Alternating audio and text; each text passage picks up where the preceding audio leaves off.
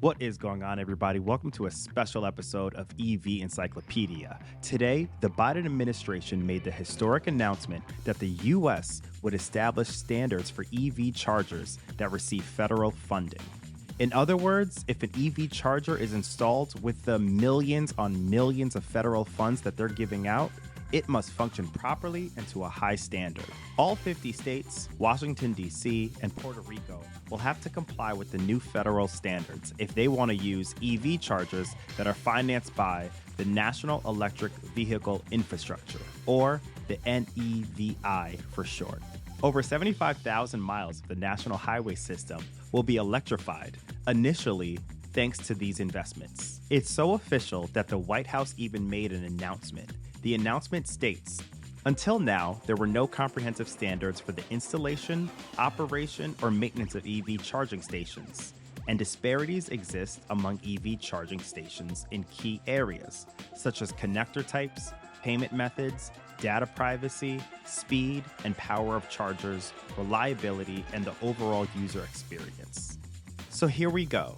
These are the new requirements that the U.S. EV chargers must follow, as set forth by the Federal Highway Administration and supported by the Joint Office of Energy and Transportation. Number one is charge dependable and predictability.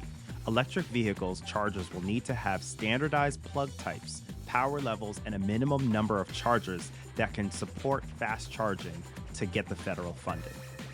I completely agree with that. The unpredictability of non-Tesla chargers is one of the things that irritates me the most. Another rule is that chargers will have to work when drivers need them.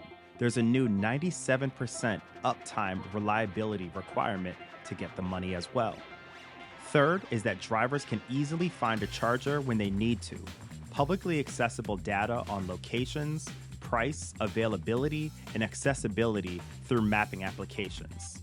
So this is already kind of possible with apps like PlugShare and individual apps from EV charging companies like ChargePoint and Electrify America. Tesla is clearly very good at this. However, there is still much room for improvement.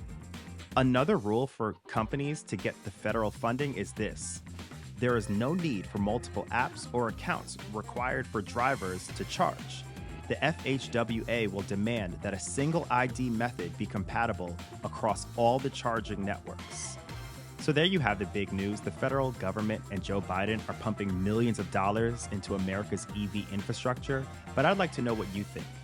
Is this going to actually make a difference? Will it be easier for everyone who doesn't drive a Tesla to find a charger and use it easily? Let me know in the comments below. My name is not Dan, but I am the EV man.